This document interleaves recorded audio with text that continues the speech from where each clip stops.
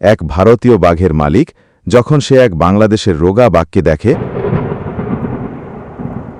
তখন সে জোরে জোরে হাসতে শুরু করে। এতে বাংলাদেশের বাঘের মালিক লজ্জিত হয়ে সেখান থেকে পালিয়ে যায় এবং দ্রুত তার বাঘকে মোটা করার জন্য প্রচুর মাছ ও মাংস খাওয়ায়। তারপর বাঘ একটি তলোয়ার চালানোর প্রশিক্ষণ কেন্দ্রে গিয়ে অনুশীলন করে এবং কয়েকদিনের মধ্যেই একটি সুন্দর শরীর তৈরি করে নেয়।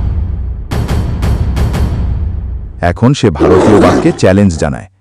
এরপর একটি ঢাল ও তলোয়ারের লড়াই শুরু হয় এবং ট্রাকে ভরে তলোয়ার ও ঢাল আনা হয়।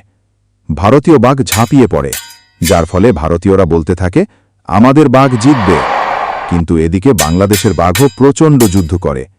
এটা দেখে বাংলাদেশের লোকেরা বলে, আমাদের বাঘও বিজয়ী হবে। তবে দুজনেই সমানভাবে যুদ্ধ করে ক্লান্ত হয়ে পড়ে। এখন এর সিদ্ধান্ত ভোলাভুটির মাধ্যমে হবে।